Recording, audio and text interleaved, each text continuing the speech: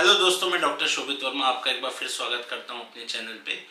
और दोस्तों, आज का पॉडकास्ट हमारा बहुत ही स्पेशल होने वाला है, क्योंकि हम सबकी लाइफ में, डे टू डे लाइफ में कई बार ऐसी सिचुएशन आती है जब हम स्ट्रेस फील करते हैं, हम डिप्रेस फील करते हैं, हमारा कॉन्फिडेंस लो हो जाता है और कई बार हम अच्छे से डिसीजन भी मेकिंग प्रॉपरली नहीं कर पाते हैं। तो इस तरह की तमाम प्रॉब्लमों का सॉल्यूशन मुझे मिला जब हमारे एक्सपर्ट जो हमारे बीच में है, क्षितिज चौहान जी, जो कि एक एनर्जी हीलर हैं, एक एनर्जी हीलर एक्सपर्ट है। और इनसे मेरी मुलाकात हुई और इनसे जो मैंने बातें सीखी और समझी एनर्जी हीलिंग के बारे में, वो हमारी डे टू डे लाइफ में बहुत ही मतलब हमारी लाइफ में बहुत ही जल्दी ट्रांसफॉर्म करेंगे हमारी लाइफ को। तो मैं स्वागत करता हूँ क्षितिज जी का एक बार फिर से अपने चैनल पे। और मैं पहले क्षितिज जी से जानना चाहूँगा कि क्योंकि हमारे बहुत से व्यूअर ने ये टर्म सुनी नहीं होगी, या सुनी होगी तो उनको उतना प्रॉपर नॉलेज नहीं है। तो मतलब व्हाट इज़ एनर्जी हीलिंग, मतलब एनर्जी हीलिंग क्या है? पहले तो हमें समझना पड़ेगा एनर्जी क्या होती है। एनर्जी हीलिंग समझने से पहले तो एनी बॉडी और any person has an energy field. तो अगर हम पत्थर की बात करें, कुर्सी की बात करें, या हम हमारे शरीर की, एक एनर्जी फील्ड होती है जिसको हम ऑरा के नाम से बहुत कॉमनली जानते हैं। उस एनर्जी ऑरा को जब हम स्कैन करते हैं, उससे हमको पता चलता है कि उसमें कुछ डेफिशिएंसी है या कंजेशन है, और उसके बेसिस पे हम डिटरमाइन कर सकते हैं कि वो हेल्दी है ऑरा या डिसीज्ड है, उसमें कोई करेक्शन की ज़रूरत है या नहीं है। तो एनर्जी हीलिंग उसी चीज़ पे काम करती है। तो बेसिकली मतलब जो लिविंग थिंग्स हैं, नॉन लिविंग थिंग्स हैं, हाँ, सब पे ये ऑरा एक होता है। जी बिल्कुल। जैसे अगर हम किसी भी हमारे टेक्स्ट को वो करें, रेफर करें गीता में, कि ये कहा गया कि आत्मा सभी में है। सो आत्मा इज दैट ऑरा, कि ओके। पत्थर में भी आत्मा कही गई। हम क्या समझते हैं, आत्मा जो नश्वर नहीं है, मतलब हम जब पैदा हुए तब आत्मा आई और फिर जब मरे तो आत्मा चली गई, पर आत्मा हर जगह एग्जिस्ट करती है। सो आत्मा इसलिए कहा जाता है कि ये परमेश्वर का एक वो अंश है। तो दैट इज एनर्जी, जो हम बोलते हैं ना कि परम ब्रह्म की एनर्जी, उसमें का एक पार्ट है हमारी एनर्जी। और तो इसमें थोड़ा सा कन्फ्यूजन मुझे ये हो रहा है, क्योंकि मैं तो जब स्कूल में पढ़ा और जो भी पढ़ा, तो उसमें हम लोग को पढ़ाया जाता था living things, non living things, इस तरह से। तो सिखाया जाता था जैसे लिविंग थिंग्स मतलब ह्यूमंस हो गए, हम हो गए, पेड़ पौधे हो गए, तो इसमें एक जान होती है। और जो बाकी नॉन लिविंग थिंग्स हैं, जैसे पत्थर ही आप कह रहे हैं, इस तरह इसमें कोई लाइफ नहीं होती। तो ये कंसेप्ट थोड़ा सा जो आप बता रहे हैं उससे थोड़ा डिफरेंट है समझा या? जी। समझा। जो आप बात कर रहे हैं वो कॉन्शियसनेस की बात कर रहे हैं। अच्छा। सो जो नॉन लिविंग थिंग है उसमें कॉन्शियसनेस मिनिमल लेवल पे है, जो लिविंग बीइंग्स हैं उनमें कॉन्शियसनेस बढ़ गई। So atma and consciousness are two different things. Okay. So अगर पत्थर की बात करें, मैंने कहा उसमें भी आत्मा है, पर उसका कॉन्शियसनेस नहीं है। ठीक है, या है तो बहुत कम लेवल पर है। जब हम इंसानों की बात करते हैं या जानवरों की, हाथी की बात करें, जिनका इंटेलेक्चुअल लेवल काफ़ी ज़्यादा है, तो जितना ज़्यादा प्रीफ्रंटल कॉर्टेक्स हमारा है, हम जितना यूज़ करें, तो कॉन्शियसनेस उतनी ज़्यादा है। ओके, मतलब एक तरह से देखा जाए तो आत्मा सभी में है, लेकिन जो उसका कॉन्शियस लेवल है वो ह्यूमन से इस तरह की चीज़ों में ज़्यादा है, पेड़ पौधों में या जानवरों में। तो इसलिए हम उसको एक तरह से ही बात करते हैं कि हाँ, लिविंग इसलिए थिंग्स हम में उसको आत्मा से रिलेट करते रिलेट हैं करते या हैं। रिलेट कर पाते हैं। पर एक्चुअली आत्मा या ऑरा सभी का होता है। तो अगर हम क्रेलियन फोटोग्राफी की बात करें, तो वो एक कैमरा है जिससे आप ऑरा की फोटोग्राफ ले सकते हो। आप फिजिकली एक फोटोग्राफ ले सकते हो जिसमें एनर्जी फील्ड दिखाई देगी। इलेक्ट्रोमैग्नेटिक वेव्स जिसको कहते हैं, जी। Electromagnetic field, that is aura, okay. अगर साइंटिफिक टर्म में लेना है। हाँ, तो बेसिकली मतलब जो इलेक्ट्रोमैग्नेटिक फील्ड है उसी को हम ऑरा कहेंगे। तो ये एक्चुअल में कुछ वर्ड्स होते हैं, ये ऑरा, चक्रास होते हैं। तो नॉर्मली ह्यूमन लैंग्वेज में तो हम ये बोल तो देते हैं, पर इसका बेसिक मीनिंग ही हम लोग को पता नहीं रहता। तो थोड़ा सा आप ऑरा और चक्र, ये सब जो चीज़ें हैं, मेरे ख्याल मैं चक्र पे आ जाता हूँ उसमें। पर उससे पहले, जैसे आपने बोला कि हमको नहीं समझ में आता, फॉर मी ऑल्सो, जब मैंने इंजीनियरिंग की, आईटी इंजीनियरिंग, देन एमबीए किया, सो फॉर इंजीनियर साइंटिफिक चीज़ें काफ़ी रिलेट करती है। एक एमबीए पर्सन के लिए रिलेटेबल होता है कि फिजिकल एस्पेक्ट में जो चीज़ें हो रही हैं, मार्केट में जो चीज़ें हो रही हैं। पर I found energy healing very relatable to it, क्योंकि वो सब चीज़ों के साथ सिंक्रोनिसिटी के साथ चलता है। ओके। तो अगर एनर्जी सूदिंग है, अगर आप शांत हैं, तो आप काम, कोई भी काम बड़े अच्छे से कर सकते हैं। आपका साइंटिफिक रिसर्च भी उतना ही फ्रूटफुल होगा जितना आपका मार्केट रिसर्च होगा या मार्केट का फंक्शनैलिटी होगी। आपकी बॉडी उतने फंक्शनिंग प्रॉपरली करेगी जितना आपकी एनर्जी स्टेबल है। तो यहाँ पर अगर हम चक्रों की बात करें, तो अलग अलग पद्धतियों में अलग डिफरेंट लेवल्स ऑफ या डिफरेंट नंबर्स ऑफ चक्र वो किए गए हैं, डिटरमाइन किए गए हैं। पर मेजरली 6 चक्र होते हैं बॉडी में जो प्राइमरी चक्र हैं। और अगर बेस चक्र की बात करें या मूलाधार, तो वो करता है रिलेट आपके फिजिकल हेल्थ से भी और फाइनेंशियल हेल्थ से भी। अच्छा, ऐसे ही ओके। हर चक्र अलग अलग चीज़ को डिनोट करता है, अलग चीज़ को रिप्रेजेंट करता है। अगर हम उस चक्र पे काम करेंगे, जैसे मूलाधार चक्र बोला, अगर हम येलो कलर यूज़ करते हैं, अगर हम रेड कलर यूज़ कर सकते हैं, तो हम अपनी स्टेबिलिटी बढ़ाएंगे येलो कलर, हम अपना मोमेंटम बढ़ाएंगे रेड कलर से। सो गणपति जी जो है वो मूलाधार को करते हैं, गवर्न करते हैं। देवी जी भी गवर्न करती हैं, ब्रह्मा जी भी करते हैं, बट प्राइमरी सोर्स कौन है? गणपति जी। तो हम जब आरती शुरू करते हैं, गणपति जी की आरती से शुरू करते हैं, क्योंकि हमको चीज़ें स्टेबल चाहिए, फिर मोमेंटम चाहिए, फिर देवी जी की आरती आती है, फिर हमको और एवोल्यूशन चाहिए, तब शिव की या विष्णु की या ब्रह्मा को याद करेंगे। तो इस तरीके से लेवल्स आगे बढ़ाते हैं एनर्जी का। हम पहले स्टेबलाइज किया, फिर मोमेंटम लाया, देन एवोल्यूशन। तो बेसिकली जो कहते हैं कि जो हमारे जो ट्रेडिशनल रीति रिवाज हैं, जैसे जो आपने बताया कि गणेश जी की पूजा पहले होती है, तो उसका एक मीनिंग ये भी निकलता है कि स्टेबिलिटी को रिप्रेजेंट करते हैं। तो वो बात सही है कि आज हम जो मॉडर्न प्रैक्टिसेस या साइंटिफिक प्रैक्टिसेस यूज़ कर रहे हैं, वो कहीं ना कहीं हमारे ट्रेडिशनल उससे जुड़ी ही हुई हैं। जो हमारे रीति रिवाज हैं वही आज के समय में हम उसका भले ही नाम कुछ और दे रहे हैं, बट वो एक साइंटिफिक वे में पर है वही चीज़ें सब। राइट, इसलिए तो कहते हैं कि वेद पुराण में सब कुछ है, वेदों में है सारी जानकारी। आज हम साइंटिफिक नेम ले रहे हैं उनका, पर वही चीज़ें हमारे चारों वेद में दी हुई थी। उनका विभाजन किया जो वेद व्यास की कहते हैं, उनका नाम ही वेद व्यास इसलिए पड़ा क्योंकि उनने चारों वेद बनाए, जो एक बड़ा कंटेक्स्ट था उसका। सो यस, इंडियन उसमें सो बेसिकली हिंदू शास्त्रों में सारी चीज़ें आपको मिलेंगी। वो आज के डेट के आप कंटेक्स्ट ले लीजिए या पहले का ले लीजिए। इसलिए जो मैं माइथोलॉजिकल वो लेता हूँ, कंटेक्स्ट लेता हूँ, वो मेरे पुराणों की जो स्टडीज़ हैं, रामायण महाभारत इतिहास जिनको कहते हैं उनकी स्टडीज़ है, वहाँ से आता है। तो आज के डेट में वो जो है कंटेक्स्ट है, वो जो स्क्रिप्चर है, वो कैसे रिलेट करता है आज की डेट में, उस तरीके से है। ओके, देखिए आपने एक बहुत अच्छी चीज़ कही कि जितना हम काम होंगे उतना अच्छे से हम काम कर पाएंगे और सब चीज़ों को अपनी लाइफ में मैनेज कर पाएंगे। बट ये काम होना ही तो एक सबसे बड़ा कठिन काम है। तो इसमें हम मतलब जो मैंने शुरुआत में भी जो बात कही थी कि लोग आज की लाइफ स्टाइल ऐसी है कि भागा दौड़ी का काम है, चाहे स्टूडेंट हो चाहे प्रोफेशनल हो। तो बहुत सी चीज़ें ऐसी होती हैं कि उससे हम थोड़ी थोड़ी देर में रिएक्ट करते हैं, डिप्रेस हो जाते हैं, कई चीज़ें मतलब मेंटल हेल्थ के बहुत से इश्यूज आते हैं।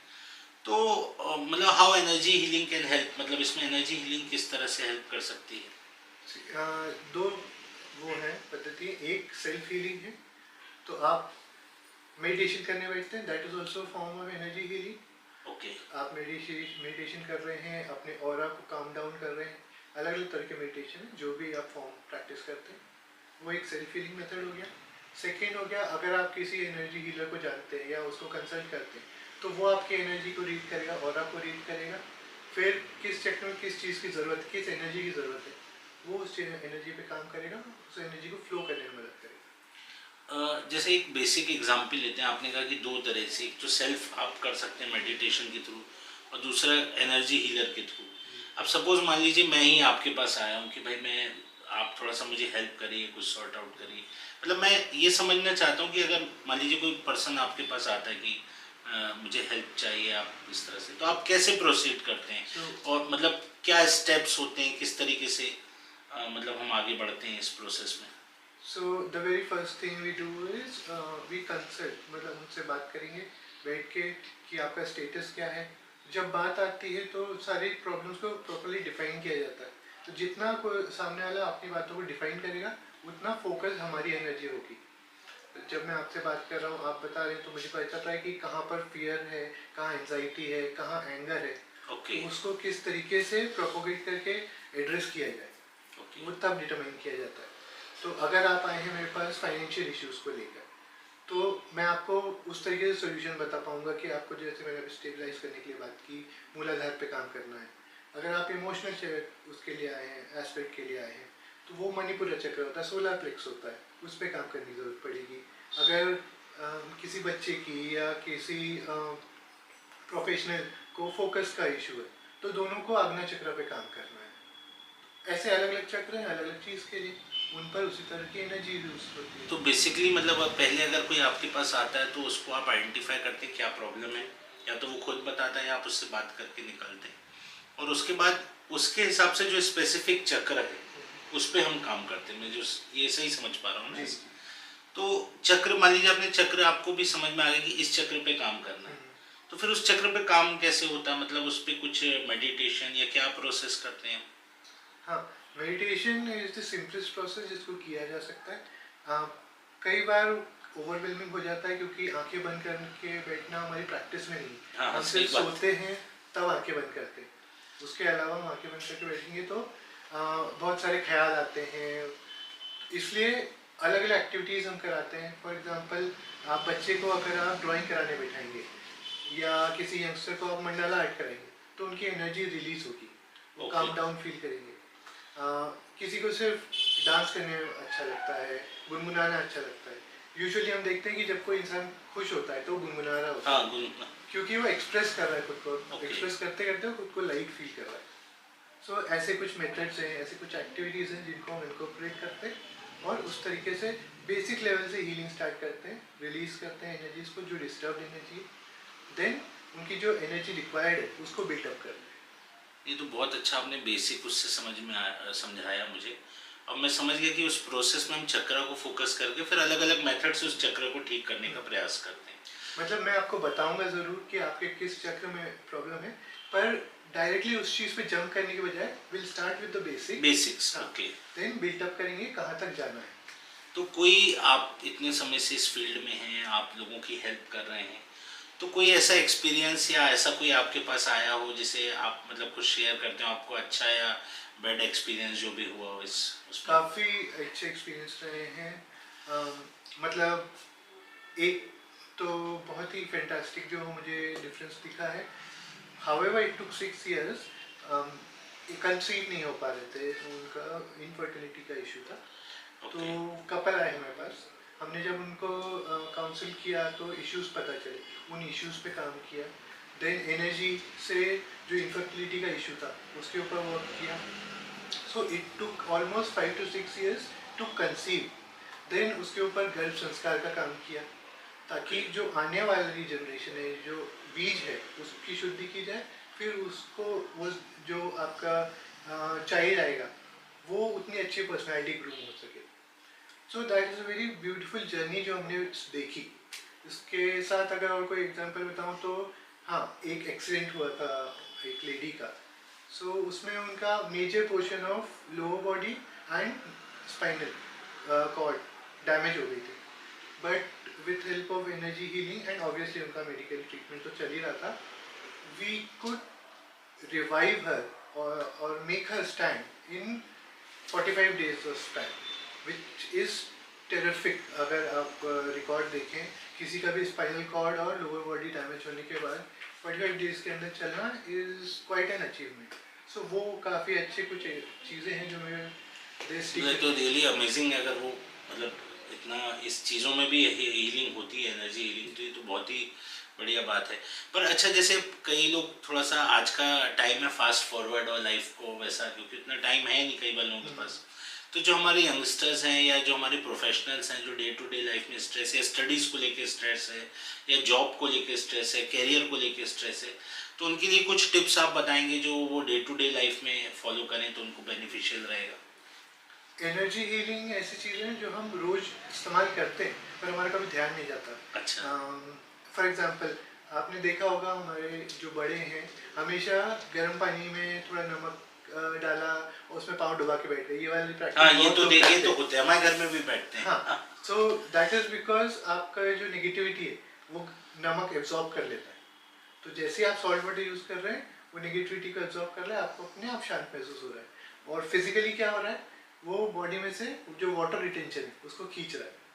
तो ओके। फिजिकल एस्पेक्ट पे भी काम हो गया, एनर्जी पे भी काम हो गया, आप अपने आप शांत महसूस करने लगे। ओके। ऐसे ही सॉल्ट वाटर का आप अपने नहाने में भी यूज कर सकते हैं। अच्छा, तो मतलब पूरी नहाने बॉडी के पे पानी चले, में नमक नमक का डाल यूज लीजिए करें? 1 चम्मच 2 चम्मच और नहा लीजिए उससे, आप शांत महसूस करेंगे। Same thing you can do कि आप हल्दी की गांठ होती है, हाँ हाँ हल्दी। उसको ले लीजिए। अगर आपके फाइनेंशियल स्टेबिलिटी नहीं है या आपको खुद को शांत नहीं लग रहा है तो अपने पास हल्दी की गांठ रख लीजिए, शांति महसूस कर लेगी। पीला कलर, मैंने बोला कलर्स बहुत सारा काम करता है। हमारी पद्धति में कलर काफ़ी यूज़ किया गया है। ओके। जैसे देवी को कौन सा रंग चढ़ रहा है, या गणपति जी को पीला कलर, वो पीताम्बरी कहते हैं उनको। इस तरीके से कलर यूज़ करके अलग अलग एनर्जीज को यूज़ किया जाता है। ओके। तो दोस्तों पूरी रेमेडीज़ जो डे टू डे लाइफ में हम यूज़ कर सकते हैं वो तो अभी एक हमारे पॉडकास्ट में कवर करना पॉसिबल नहीं है, लेकिन मैं कोशिश करूंगा कि आपसे और मैं डिस्कशन करूं और कुछ चीज़ें अपने डिस्क्रिप्शन में भी आपके साथ में शेयर करूंगा। और ख़ास करके आप जो इंस्टा पे वीडियोस डालते हैं, जो जिस तरीके से जहाँ पे भी सोशल मीडिया में आप अवेलेबल हैं, उसके जो लिंक्स है वो भी मैं आपसे शेयर करूंगा, तो आप डायरेक्ट भी क्षितिज जी से जुड़ सकते हैं। तो लास्ट में अगर हम बात करें एक ओवरव्यू लेने के बाद कि हमारे व्यूअर्स के लिए कोई ऐसा मैसेज जो आप देना चाहते हो एनर्जी हीलिंग से रिलेटेड, या जो उनकी ग्रोथ में और सब चीज़ में हेल्प करेगा डे टू डे लाइफ में, तो ज़रूर एक बार हमसे शेयर कीजिए। Meditation if you can start तो वो आपके लिए बेस्ट रहेगा। जैसा मैंने बताया कि अगर आंख बंद करके करने में दिक्कत होती है तो पहले आप सिर्फ अपनी एनर्जी रिलीज करने में ड्राइंग कीजिए, हमिंग कीजिए, डांस जो आपको पसंद है वो कीजिए। जब आप थोड़ा स्ट्रीमलाइन होने लगेंगे, गाइडेड मेडिटेशन यूज़ कर सकते हैं। तो उसमें आपको शांत बैठकर खुद को काम करने की कोशिश नहीं करनी पड़ेगी, किसी स्टोरी को फॉलो करेंगे। गाइडेड मेडिटेशन वही होता है, वो एक पाथ होता है, उसको आप सुनते जाते हैं और उसी तरीके से मेडिटेशन पूरा हो जाता है। तो that is the easiest part of meditation जिसको अडेप्ट कर सकते हैं। सो वो एक चीज़ है जो आप सेल्फ फीलिंग के लिए यूज़ करते जाएंगे और वो आपको फोकस होने में भी काम करेगा, शांत रखने में भी काम करेगा। अब होता क्या है, कई बार पॉडकास्ट भी जब हम शूट करते हैं तो उसमें भी कई चीज़ें बातों से ही निकल के आती हैं। तो अभी आप जब बता रहे थे तो मुझे स्ट्राइक हुआ, हालांकि ये क्वेश्चन लास्ट का नहीं है, बहुत पहले मुझे पूछ लेना था, बट फिर भी क्योंकि आपने बताया कि आप आईटी बैकग्राउंड से हैं, बीटेक आपका आईटी है मतलब में किया आपने, फिर आप एमबीए फील्ड में मैनेजमेंट फील्ड में गए, तो फिर इतना पढ़ने के बाद और इस तरह से आपका इंटरेस्ट इस एनर्जी हीलिंग के फील्ड में कैसे आया? ये मुझे मतलब सॉरी, ये मुझे पहले पूछना चाहिए था, बट फिर मैंने कहा एक बार हमारे व्यूअर्स को भी पता चले कि मल्टीपल डिफरेंट फील्ड से, टेक्निकल फिर मैनेजमेंट फील्ड से आप इस लाइन में कैसे इंटरेस्ट हुआ आपका? जब मैंने इंजीनियरिंग किया, मैंने काम करना तभी स्टार्ट कर दिया था। इंजीनियरिंग के बाद एमबीए किया, then 17 years of corporate life में मैंने रियलाइज़ किया कि हेल्थ डिटोरिएशन बहुत ज़्यादा है, रेट ऑफ हेल्थ डिटोरिएशन। सो मेरा भी हो रहा था, साथ में जो कलीग्स हैं, बॉसेस हैं, उनका भी देख रहा था। तो देन आई रियलाइज कि health is very much important. पैसा तो है ही इम्पॉर्टेंट, पर अगर हेल्थ ही नहीं ठीक रहेगी तो मैं कमाऊँगा कैसे? Then I shifted myself into health industry. मैं फिटनेस कोच बना। Then I focused on food. तो फिर मैंने किया, फिर मैंने डाइटिशियन बना मैं, और फिर उसके बाद then I focused on energy. So it's a gradual path जो मेरे को अपने आप एनर्जी तक लेकर आया। पहले बॉडी के ऊपर फोकस किया, देन फूड के ऊपर फोकस किया, देन मैंने एनर्जी हीलिंग के कोर्सेज किए तो एनर्जी हीलर बना। सो लास्ट 18 ईयर्स से I have been working as a energy healer. तो थैंक यू क्षितिज जी, आपने इतना अच्छा अपना एक्सपीरियंस शेयर किया, अपनी जर्नी शेयर की, और मुझे तो ये समझ में आ रहा है कि मतलब ये कोई रॉकेट साइंस नहीं है, ये वही हमारे ट्रेडिशनल जो हमारे मतलब आप उसे कहिए धार्मिक पद्धतियाँ हैं, कहीं ना कहीं उसका साइंटिफिक यूजेज है। और अगर हम डे टू डे लाइफ में करें तो ये हमारे मतलब हर चीज़ लाइफ में ग्रो करने के लिए हमको काफ़ी हेल्प करेगा। तो वंस अगेन मैं सभी व्यूअर्स की ओर से आपको थैंक यू कहना चाहूँगा, और हम आगे भी ऐसी कुछ एनर्जेटिक डिस्कशन आपके साथ करेंगे। और हमारे व्यूअर्स अगर कोई और डिस्कशन भी क्षितिज जी के साथ करना हो तो कमेंट बॉक्स में लिख सकते हैं, हम डेफिनेटली इनको नेक्स्ट टाइम भी अपने यहाँ वेलकम करेंगे और इस पॉडकास्ट को बनाएंगे। Thank you very much. Thank you.